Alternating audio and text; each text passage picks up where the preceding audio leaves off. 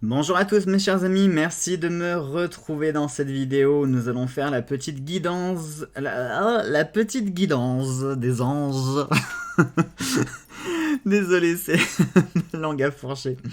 Donc on reprend. Bonjour à tous chers amis, merci de me retrouver dans cette vidéo qui va être dédiée à la guidance des anges. Allez, vous êtes assez nombreux à aimer ce petit truc, donc ça faisait un petit moment que je ne l'ai pas proposé. C'est vrai que je suis pas mal overbooké là depuis cette semaine, donc j'ai pas eu le temps de faire plein de choses. Et je me suis dit, allez là j'ai 2-3 minutes, donc je vais vous proposer ça. Et on y va. Alors, pour les nouveaux qui ne connaissent pas le principe, j'utilise le cercle messager des anges de Dorine Virtue. Je vous avais fait une petite review sur ce jeu qui est aujourd'hui quasiment introuvable. Si vous le voulez, il va falloir fouiller. Fouiller et encore fouiller. Et lorsque vous aurez fini de fouiller, je vous invite à fouiller encore, puisque ce jeu est assez rare. Et lorsqu'on arrive à le trouver, par exemple sur des plateformes type Amazon, etc., il est affiché au prix de 120, 130 euros et il est d'occasion, quoi. Hein, voilà. Donc c'est vrai que ça fait mal aux fesses. Mais vous pouvez faire un bon coup. Moi, je l'ai eu sur le bon coin et pour une misère, vraiment pour une misère. Donc le principe est très simple, nous allons bosser sur deux domaines particuliers en fonction des dés de cristal, enfin les dés de cristaux, les dés de cristal, bref, les dés de cristal, ce sont eux qui vont un petit peu décider de ce que nous utiliserons, enfin, du domaine qu'on va travailler. Pour cela, on va utiliser l'oracle Ad Vita Aeternam. C'est mon fantabuleux 2.0. Et je le trouve en fait, c'est au niveau des couleurs, je le trouve super bien assorti au jeu, donc c'est pour ça que j'utilise celui-là. Alors, je vous ai divisé le disque par deux. Je vous ai mis, je sais pas si vous les voyez bien, je vous ai mis des petits cristaux comme ceci en fait, en fonction des couleurs, pour diviser le plateau en deux, puisqu'il y a 12 domaines que nous allons travailler, et j'ai divisé donc en deux pour qu'on ait deux domaines. Alors le premier, ça va être le cheminement spirituel, le deuxième, le développement de la médiumnité, troisième, une réponse par oui ou par non. Quand cela arrivera-t-il, le foyer et les sentiments. Et pour le deuxième domaine, nous aurons soit l'argent, la carrière, le mandat de vie, les enfants, la famille et amis et la santé. Allez, on y va sans plus tarder. Alors, pour le premier domaine, ce sera 1, 2, 3, 4. Et ce sera quand cela arrivera-t-il. Ah, c'est cool, parce que du coup, on va avoir une sorte de datation. Et pour le deuxième domaine, 5. 1, 2, 3, 4, 5. Et ce sera les amis et la famille. Allez, du coup, pour quand cela arrivera-t-il, je vous laisse un petit peu poser une question ou réfléchir à un domaine un domaine voilà, qui vous travaille, quelque chose que vous voudriez savoir pour avoir plus ou moins une datation. On va voir si, du coup, vous savez quoi, pour cette question-là,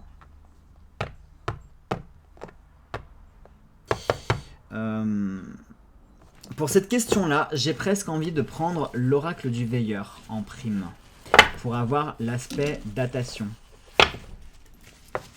Ouais, on va se prendre l'oracle du veilleur en plus. Comme ça, on aura, je pourrais venir peut-être un peu plus compléter ce qu'il y aura là. Allez, ce qu'on va faire, on va se mélanger les cartes toutes prêtes.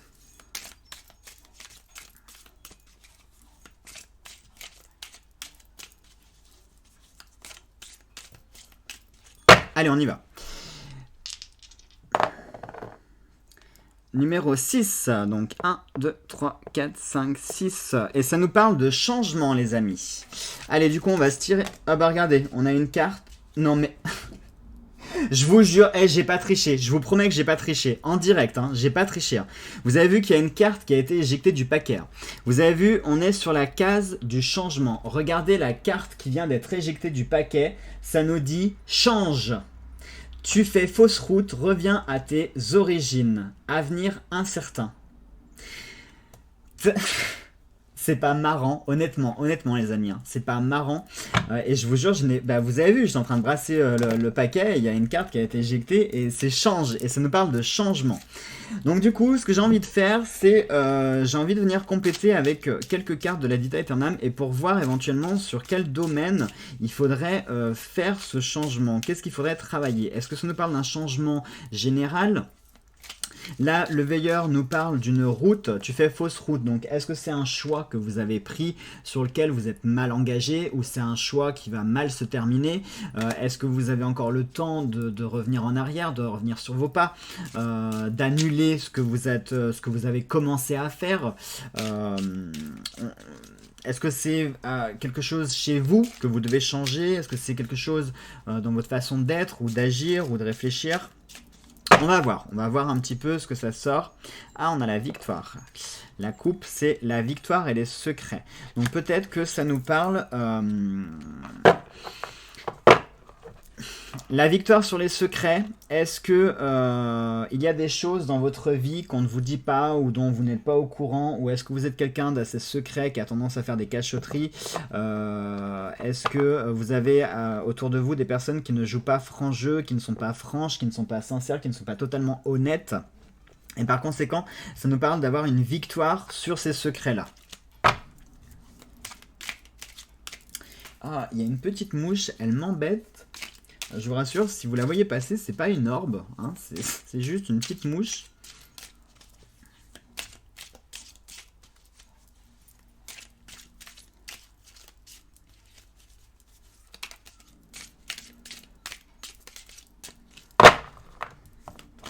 Allez, on va se mettre juste comme ça, sexualité, divination et le foyer. Alors, sexualité, est-ce que ça peut nous parler de la vraie sexualité? Par exemple, dans votre couple, ou même en tant que célibataire. En tant que célibataire, vous pourrez avoir une vie sexuelle. Mais est-ce que c'est ça qui pêche dans votre vie? Ça peut nous parler d'épanouissement aussi, de bien-être physique, de bien-être émotionnel. Ça peut être ça, hein, le changement. C'est au niveau de l'épanouissement. Peut-être, est-ce qu'il faut faire lever certains blocages? Est-ce qu'il faut faire péter certaines frustrations, certaines choses qui vous bloquent comme ça? Divination, pour moi, ça peut parler... alors, ça peut parler de la vraie divination, hein. Peut-être que vous avez une sensibilité. Moi, je n'appelle pas ça des dons, parce que chaque personne a un potentiel de sensibilité. On a tous des antennes qui sont réceptives à l'environnement, à l'univers, au cosmos, etc. Et vous avez des personnes soit qui choisissent de le travailler, des personnes qui ne le travaillent pas, des personnes chez qui c'est inné. Voilà, c'est pas vraiment... On peut pas... Enfin, moi, j'aime pas employer le mot don, parce que tout de suite, ça fait des personnes un peu hors normes, exceptionnelles, genre mutants, X-Men, etc. Mais la divination peut nous parler, peut-être que il faut que vous changiez ça. Ça peut être votre voie spirituelle sur laquelle vous n'êtes pas en accord. Peut-être que vos conceptions de la vie, ou vos croyances, ou votre religion, ou alors c'est toujours délicat de parler de religion, mais parfois il y a les choses qu'on veut faire, mais c'est pas forcément des choses qui sont pour nous. Mais on s'entête, on s'obstine à vouloir rentrer sur ce chemin-là. Et peut-être que en ce moment, vous êtes sur une voie, sur une route que vous voulez à tout prix, mais qui n'est pas forcément la vôtre. Et du coup, à force de vous entêter comme ça, ça peut créer des barrières et des frustrations, parce que oui, si cette voie-là ne vous est pas destinée, par conséquent, la vie vous fera comprendre que vous faites fausse route et qu'il faut changer. Après, le changement, d'une façon globale, par rapport au foyer, la divination et la sexualité, ça peut, moi tout de suite, ça me fait penser au bien-être de la maison, le bien-être de votre famille. En plus, on a amis et famille, donc ça se trouve, les deux sont liés, hein, ça pourrait être marrant. Mais ça peut me parler, moi, du bien-être. La divination, c'est le fait d'y voir clair, hein, c'est le fait d'avoir ce côté clairvoyant, d'avoir cette empathie, de pouvoir voir, de pouvoir mettre le doigt sur ce qui cloche, sur ce qui ne va pas, identifier les problèmes, les sources du problème. La sexualité va nous parler d'épanouissement, hein, le côté libéré, comme ça, épanoui, d'être bien dans son corps, etc. Et le foyer, bien sûr, c'est nos fondations, nos racines, notre maison au sens propre du terme. Ça peut être nos amis, notre famille, notre couple, notre famille, hein, tout simplement. Et pour moi, là, tout de suite, ça me parle d'un changement qui doit s'effectuer sur le bien-être global de la maison. Il va falloir identifier et cerner les problèmes. Il va falloir lever, ensuite, travailler sur comment lever ces problèmes pour avoir cet épanouissement physique qui va se faire, parce que pour moi la sexualité ça parle vraiment de l'épanouissement physique, la jouissance physique. Et puis bien sûr le foyer, eh bien le foyer c'est le bien-être, c'est nos racines, hein. Donc si vous travaillez ce côté, si vous identifiez les problèmes, alors vous pourrez effectuer ce changement et vous pourrez changer. Mais tant que vous resterez comme ça dans vos schémas actuels, eh bien l'avenir, comme vous voyez sur la carte du veilleur, hein, l'avenir se dit être incertain. C'est-à-dire que si vous continuez comme ça, eh ben c'est pas sûr que ça continue à fonctionner, hein, parce que des fois à force de tirer sur la ficelle, eh ben elle finit par casser, et puis des fois on se la prend même dans la figure la ficelle. Allez, maintenant on y va pour donc le domaine des amis et de la famille. Pareil, on va se mettre 2-3 cartes un petit peu pour voir. Ah bah non, on va pas se mettre 2-3 cartes parce qu'en fait j'ai pas lancé les dés, donc on peut pas savoir de quoi ça parle. Alors, si c'est 3, 9, 1, 2, 3, 4, 5, 6, 7, 8, 9, et ça nous parle de, je vois absolument pas parce que je suis à l'envers, de la... Quoi? Non mais c'est que je lis pas, attendez, non mais en fait, faut que je me tourne. De la transparence. Ah oui, mais forcément, quand tu le lis à l'envers, ça devient compliqué le mot transparence. Hein. Donc, ça nous... Bah, vous voyez, on avait... Regardez. On avait la carte de la boule de cristal quand même. Et ça nous parle de transparence, jouer la transparence. Vous voyez, je vous parlais d'honnêteté et de sincérité. Tiens, puisqu'on est sur le veilleur, on va se faire une carte du veilleur en plus. Comme ça, pour voir.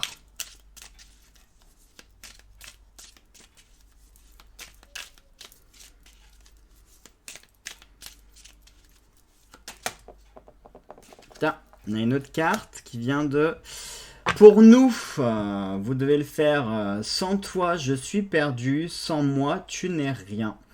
Et on vous demande d'être transparent. Il y a une relation, vous voyez, une relation de réciprocité. C'est-à-dire peut-être que vous n'êtes pas totalement... puis on a en plus la carte respecte. Vous n'êtes peut-être pas complètement honnête avec les personnes qui vous entourent, principalement dans le cadre familial et ami, ou peut-être c'est peut-être votre famille ou vos amis qui ne sont pas totalement transparents avec vous, qui ne jouent pas forcément franc jeu, un manque de sincérité, d'honnêteté.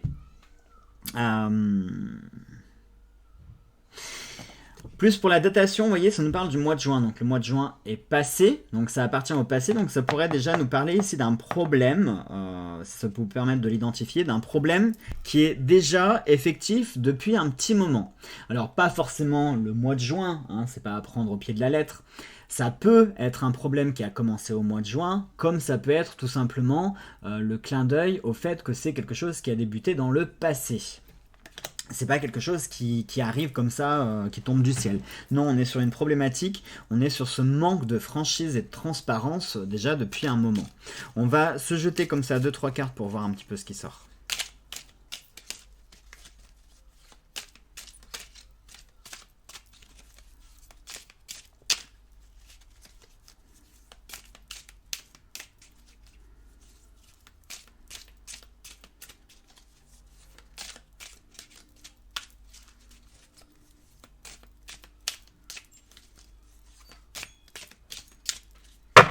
Allez, on va voir un petit peu en jetant 2-3 cartes, l'espoir, la richesse, l'endurance. Est-ce que ça pourrait être une trahison par rapport à de l'argent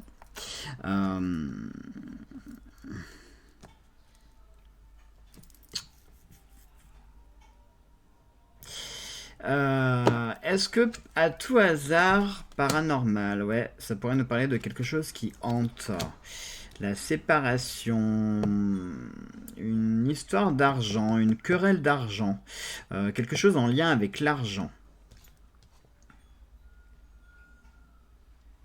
Ou alors on vous demande d'être plus transparent, de moins faire les choses en douce. Ah ouais, ok. Donc en fait, pour moi, le problème qui est en train de se jouer ici, c'est que le manque de transparence vis-à-vis des amis et de la famille, il se joue sur des domaines, sur un aspect apparemment financier. C'est celui qui ressort le plus, enfin c'est ce qui me parle aussi le plus. C'est-à-dire que peut-être vous jouez pas assez franc jeu sur tout le domaine d'argent. C'est vrai que l'argent en plus un sujet un peu c'est un sujet un peu tabou et ça peut mettre, c'est un sujet qui peut prêter à être mal à l'aise. Voilà. Mais le problème, c'est que de ne pas en parler, ça peut créer aussi des tensions. Et ça peut créer, en plus, vous voyez, si on a la carte du fantôme, le paranormal, la séparation. Donc ça nous parle de tensions comme ça, de conflits déjà qui, plus ou moins, de choses qui, l'endurance, donc quelque chose qui dure déjà depuis un petit moment. Est-ce que vous auriez... Alors ça peut être plusieurs choses. Est-ce que ça peut nous parler d'une dette que vous avez contractée auprès d'un ami, d'une amie ou de votre famille? Ça peut être ça.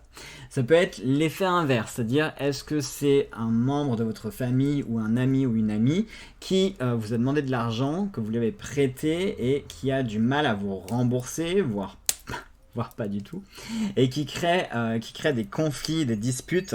Dans tous les cas, pour moi, il y a quelque chose là ici qui est malsain.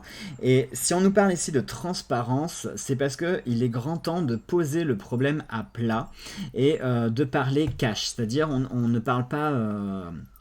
on parle pas à sa mère, à son père, à son frère, à son meilleur pote. Non, là on parle comme si c'était un banquier à son client. C'est-à-dire que, voilà, la situation aujourd'hui, je t'ai prêté tant, tu m'as rendu tant, il manque tant. Est-ce que tu rencontres des problèmes pour me régler? Est-ce que c'est parce que tu n'as pas envie de me régler? Enfin, vous voyez, il faut poser le problème, le mettre à plat, jouer carte sur table, c'est le cas de le dire. Parce qu'en plus, ici on a la carte de la vie, et la vie nous parle tant qu'il y a de la vie, il y a de l'espoir. Donc tant que ce n'est pas terminé, il ne faut pas lâcher l'affaire, dans un sens comme dans l'autre. Et puis vous n'allez pas vous brouiller avec un membre de votre famille ou un bon ami parce que vous lui avez prêté des sous ou parce qu'il vous en doit, ou voilà, ça serait bête de gâcher une amitié pour des sous. Donc, ce qu'il faut faire, c'est jouer franc jeu. Vous voyez, on vous le dit, hein, sans toi, je suis perdu, sans moi, tu n'es rien. Ça veut bien dire ce que ça veut dire. Et c'est pour nous. Donc, nous, ça veut dire vous et votre interlocuteur, votre ami ou votre membre de famille. Faites-le pour nous, enfin, pour vous. Donc, ne lâchez pas l'affaire, mais il faut jouer la transparence, il faut exposer le problème et puis en discuter calmement, sagement, de façon réfléchie également, de façon diplomate, et puis voir ce qu'on peut mettre en place pour éviter justement une séparation. Voilà mes chers amis pour cette petite guidance. Et ben franchement, je sais pas ce que vous en avez pensé, mais même moi j'ai trouvé ça... Enfin même moi... Je vais pas dire que je fais du caca, mais j'ai trouvé que c'était super pertinent là. Puis alors, le coup du changement avec la carte change, c'était énorme. Allez, j'espère que cette vidéo vous a plu mes chers amis, je vous embrasse tous très très fort, je vous souhaite de passer une très bonne journée quand vous regarderez la vidéo, et puis on se retrouve très vite pour une prochaine vidéo. Gros bisous à tous.